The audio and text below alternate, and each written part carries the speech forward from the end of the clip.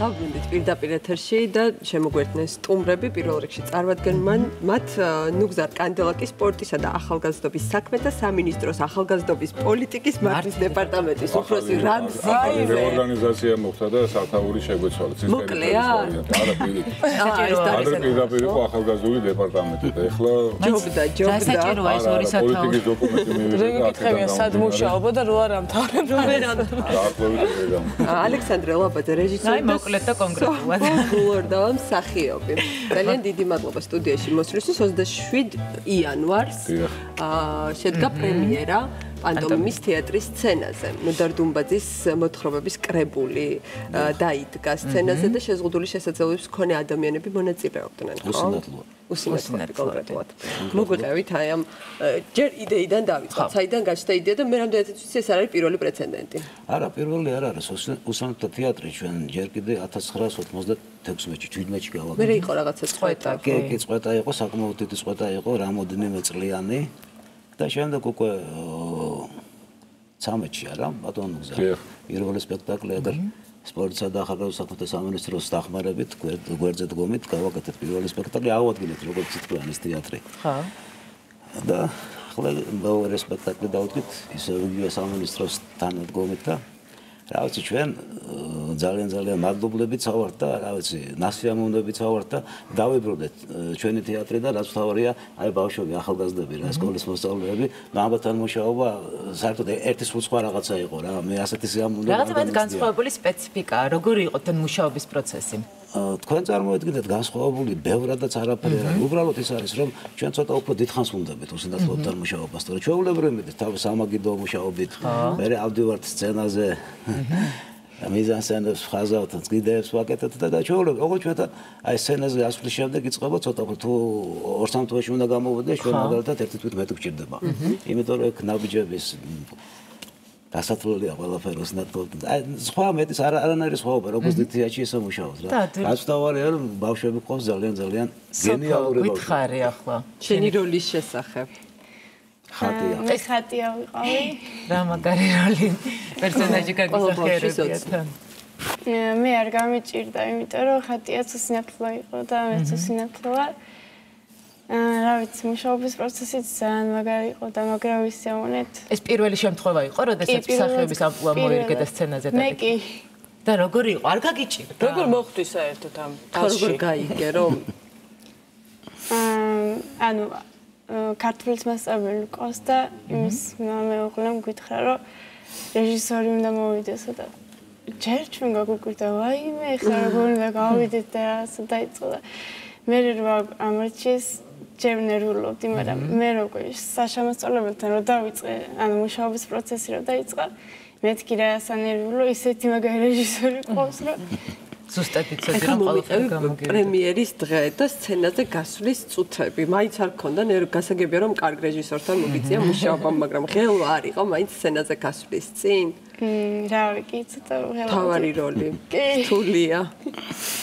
მუშაობის პროცესიც ალბათ ძალიან დატვირთული იყო, ხო? კი. ყოველდღე იყო რეპეტიციები. კვირაში 3 ჯერ იყო. ხედავს მაყურებელი. მიუხედავად იმისა, რომ ვოცნებობ მსახიობობაზე ვერასოდეს ვერ გავისკავ და სცენაზე ვერ დავდგებ. ხო, რაღაც ეს ძალიან დიდი აუდიტორია აქვს. თანადაგ ურთიერთობა. არა, ვერ გადავდგა მამნაბიც და სამუშაო ვერ. მაგრამ თუ გადადგით, მე პირობას გაზრდით როგორი მუხტი მოდიოდა? მაყურებლისგან როგორი მუხტი მოდიოდა?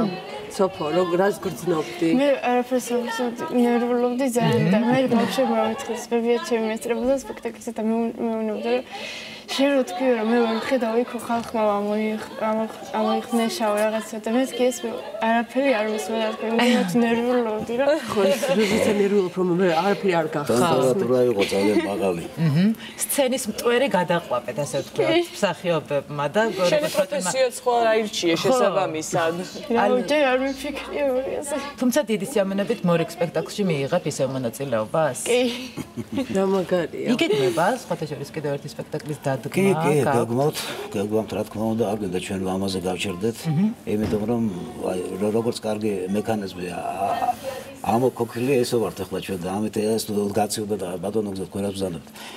გაჩნია როგორ მოიქცევა ყველაფერი კარგად იქნება ჩვენ. გადაწყვეტილი გვაქვს, რომ ყველა ეს სპექტაკლი რაც ამ 2 წლის განმავლობაში დაიდგა, ჩვენი სამინისტროს მხარდაჭერით, აი თქვენ წინა გამოსვლებში საუბარი იყო შეზღუდულ პირებზე და ითქვა ისიც, რომ არის სხვადასხვა არ იგულისხმება მხოლოდ ეთნიკმოსარგებლები. აქედან გამომდინარე, ჩვენ ვცდილობთ, რომ ყველა მიმართულებით ეს ეთნიკმოსარგებლე იქნება სმენადაქვეითებული, უსინათლო, დაუნის სინდრომის მქონე ბავშვები და ახალგაზრდები, მათთან კონდეს ურთიერთობა და ჩვენი შესაძლებლობის ფარგლებში იმ პროგრამაში, რაც გვაქვს ჩვენ გათვალისწინებული, ამ მიმართულებით ყველანაირად ჩართულები იყვნენ. და ერთ-ერთი მაგალითი არის ეს სპექტაკლი, რომელიც წარმატებით დაიდგა. მომავალში ასეთი გეგმები გვაქვს. აი გეტყვით ახლა, იმიტომ რომ სმენადაქვეითებული პანტომის თეატრის სახეობა პარიზის ღვთისმშობლის ტაძარი დადგეს, ანუ ეს შარშან დაიდგა.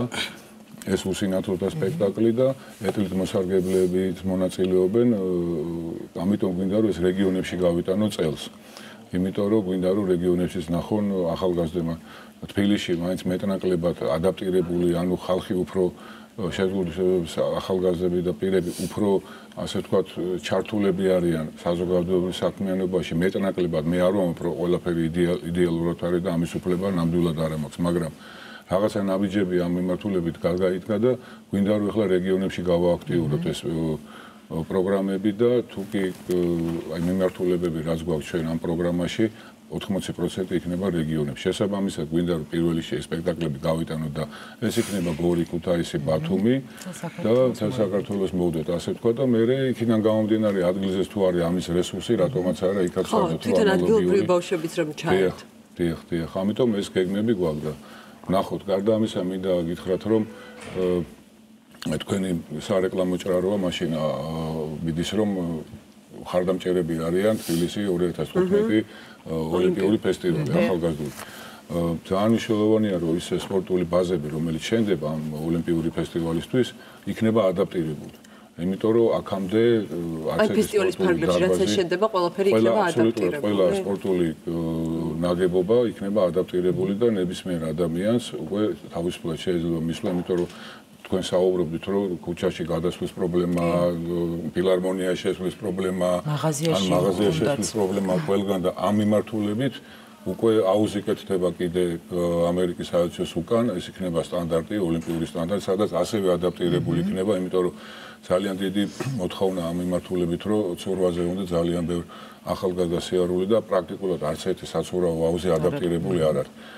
შესაბამისად ესეთ გათვალისწინებული იქნება და კიდევ ვიმეორებ რომ მე არ ვამბობ რომ ყველაფერი იდეალურად არის, უბრალოდ სახელმწიფო მიდგომა შეიცვალა ამ მიმართულებით და ერთი პატარა, მაგრამ კარგი ნაბიჯი გადაიდგა რომ მოხდეს ამ ხალხის ინტეგრირება საზოგადოებაში და ეს არის მთავარი და მნიშვნელოვანი. ბატონო გზა, რამდენი ხანია რაც სპორტის სამინისტრო ამ აქტივობებში ჩაერთო და რა მემკვიდრეობა დაგხვდათ ესე ვთქვათ, როდესაც მოხვდით?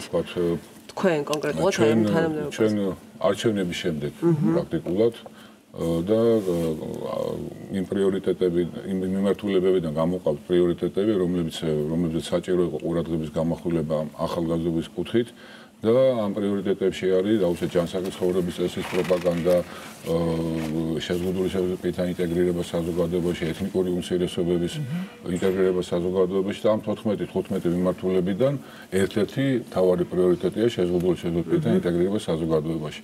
და რა გაკეთდა ამ მიმართულებით, გარდა ამ სპექტაკლებისა იყო აქ საუბარი, პარაკალათბურთელთა გუნდი გაკეთდა, სახელოვნებო სტუდიები გაკეთდა რამდენიმე და შემდეგ ამ ახალგაზრდების გაკეთებული ხელნაკეთობების გამოფენა გაყიდვა მოვაწყოთ ჩვენთან სამინისტროში და მოხდა ასე ვთქვათ რეალიზაცია და ის თანხა ისევ მათ მოხმარდა და ეს გაგრძელდება ყველაფერი და ერთი მნიშვნელოვანი ცოტა ბიუჯეტში არის, ცოტა ძვირიჭდება, მაგრამ გვინდა რომ წელს გავაკეთოთ ეს პროექტი. დაუშვათ უსინათლოები, რომლებიც სტადიონზე მივლენ, დაუშვათ ფეხბურთის თამაშს საუბრობთ, სპეციალური აპარატურა უნდა გადამზადოს კომენტატორები და ანუ მათთვის ადაპტირებული იქნება. დაუშვათ ადამიანი, რომელიც უსინათლოა და სტადიონზე მივა, მას ექნება პულსასმენი და ფეხბურთის მატჩს რომ მოусმენს, ანუ მისთვის აბსოლუტურად გასაგები იქნება რა ხდება. იმიტომ რომ ეს კომენტარი სპეციალური პროგრამა, რომელიც უკრაინაში რო ჩატარდა ევროპის ჩემპიონატი, იქ მოხდა მისი პრეზენტაცია, ასე ვთქვათ, პირველად იქ გამოიყენეს, ეხლა ბრაზილიაში რო მსოფლიო ჩემპიონატი იქაც და გვინდა რომ საქართველოში თუ მოვასწარე და თუ რაღაც ბიუჯეტში პრობლემები არ შეგვექმნა, თუ სამართლებრივი კუთხით იქ რაღაც ძალიან ბევრი ის არის გასაკეთებელი. გვინდა რომ სუპერთასი რო ჩატარდება თბილისში იყოს ამ დროისთვის და ძალიან მნიშვნელოვანი. ეს 2015 წელს. დიახ. რამდენი უსინათლო ნატრულობს ასეთ რაღაცას, რომ სტადიონზე უშუალოდ იმ გარემოსაც ძალიან დიდი მნიშვნელობა თორე რადიოშიც კი მოусმენენ, მაგრამ აი პრეზის სხვანაირად აღიქვა უნდა, ეს იქნება უკეთესებული საქმე არა. აქ უნდა გადამზადდნენ თვითონ კომენტატორები როგორც ვთქვი, ხო?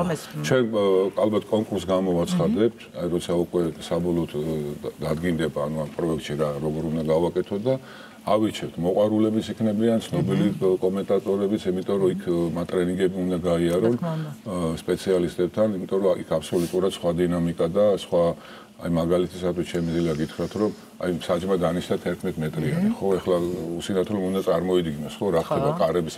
შენი 11 ნაბიჯი. ანუ აი რაღაც ნიუანსები არის, აქ იყო საუბარი ამაზე, ამ ტერმინებზე, რომ სხვადასხვა ძალიან გვინდა ეხლა წელს გავაკეთოთ, შარშან საპილოტე ვარიანტი გავაკეთოთ, ხიარული სტარტები ტარდება ისე თქვენ სკოლებს შორის და შარშან უკვე ბოლოსკენ რამდენიმე ახალგაზრდას ჩავთეთ ყველა იმ მიმართულებით, რაზეც აქ იყო საუბარი და პრაქტიკულად ისე მოეწონათ, რომ სურვილი გვაქვს, რომ გავაგზავნოთ, მაგრამ აქ გარკვეული პრობლემები შეიძლება დადგეს, რომ ჯანმრთელობის ცნობა უნდა ქონდეს, ანუ მისი მოტორიკა უნდა ვიცოდე წინასწარ რა დატვირთვა მიიღოს, ანუ ეს იდეაც არის. გარდა ამისა, ანისთან თანამშრომლობ ჩვენ თვითონ მე-10 წელია უკვე, ანუ ძალიან კარგი პროექტი აქვს. ზის ფესტივალი, რომელიც დედაენის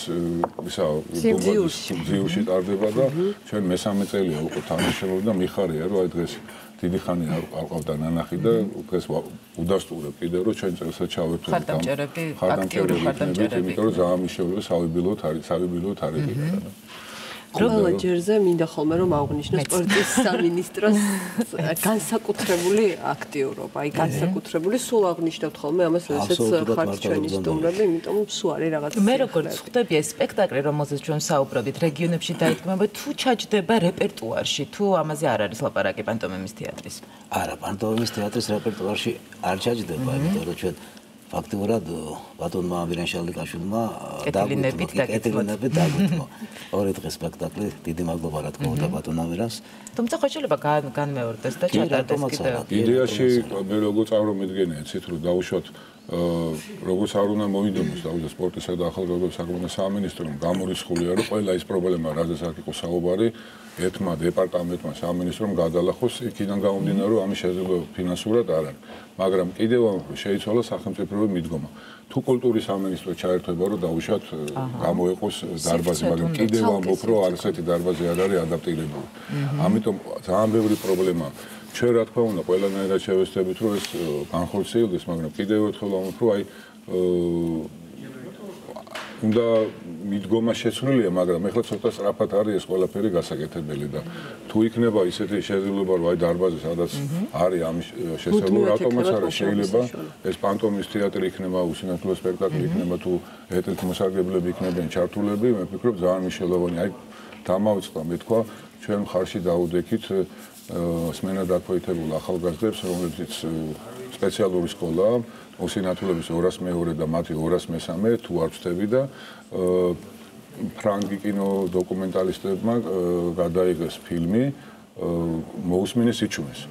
და ჩვენ ასე ვთქვათ, გვერდში დაუდექით იმ აპარატურით, რაც მას ჭირდებოდა ხმის ჩაწერა, გახმოვანება, ასე ვთქვათ და ეხლა პატარა ფრაგმენტი დღეს დამავიწყდა სამწუხაროდ წამოღება გამახსენდა რომ მოვედი რომ ვენახებინა საერთაშორისო ფესტივალებზე გააგზავნეს და დიდი ალბათობა შანსია რომ ხო, იმიტომ რომ პირველად ის რაც მაქვს ინფორმაცია თითქმის ყველა საერთაშორისო ფესტივალის ორგანიზატორი თქვეს რომ ძალიან მაგარი თემა, ანუ გადაღებულია როგორ ცხოვრობენ და როგორ სწავლობენ ქართულ ცეკვას და მერე უკვე ფინალია სცენაზე როგორ გამოდიან რა. ძალიან საინტერესო არის ესეც რა. ჩვენი გადაცემა ნელ-ნელა დასასრულს მეუახლოვ და ანას მინდა ძალიან დიდი მადლობა გადაუხადო. შენ როგორ შევეჭრება დაგჭა ჩვენი დღევანდელი გადაცემიდან გამომდინარე. პირველ რიგში დიდი მადლობა რომ ესე მთელი გადაცემა დაუთმეთ ამ თემას, სადაც დავარი პოზიტიურად, დამდგმი საინტერესო სტუმარი ყავდათ და გავიგე რომ ძალიან ბევრი საინტერესო პროექტი კი, კეთდება თურმე. სათდება და რა ვიცი, იმედი მაქვს რომ უფრო სწრაფი ტემპით შევძლებ არსებულ გარემოს. დიდი მადლობა. სტუმრებსაც ძალიან დიდი მადლობა. წარმატებები. კიდევ მრავალი სპექტაკლი. ჩვენ დავბრუნდებით ორშაბათს, ბედნიერ შაბათ კვირას გისურვებთ. ორშაბათამდე გამშვიდობებით, ნახვამდის. კარგად.